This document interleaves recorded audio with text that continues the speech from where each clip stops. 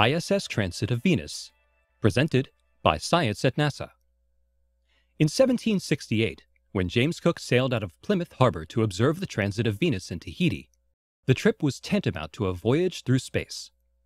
The remote island had just been discovered a year earlier, and by all accounts, it was as strange and alien to Europeans as the stars themselves. Cook's pinpoint navigation to Tahiti and his subsequent observations of Venus crossing the South Pacific Sun in 1769 have inspired explorers for centuries. One of those explorers is about to beat Cook at his own game. High above the Earth, astronaut Don Pettit is preparing to photograph the June 5th transit of Venus from space itself. "I've been planning this for a while," says Pettit, who serves as flight engineer on board the International Space Station. "I knew the transit of Venus would occur during my rotation, so I brought a solar filter with me when my expedition blasted off for the ISS in December 2011. Because transits of Venus come in pairs that occur once every 100 years or so, humans have rarely had the chance to photograph the apparition from Earth, much less from Earth orbit.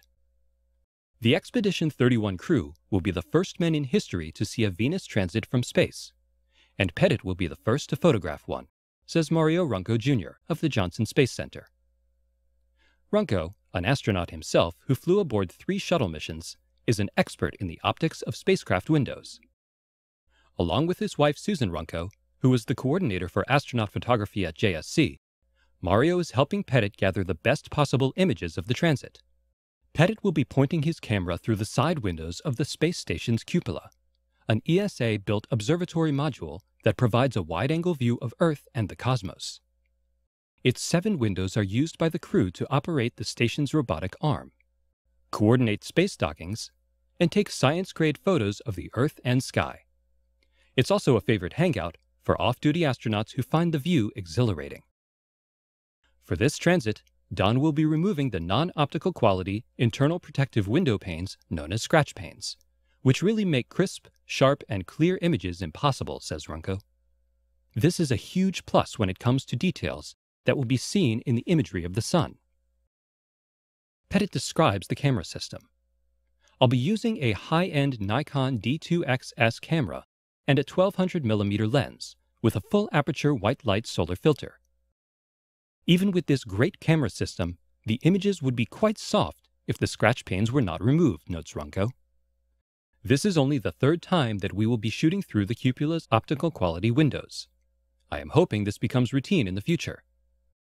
This month's transit is the bookend of a 2004 to 2012 pair.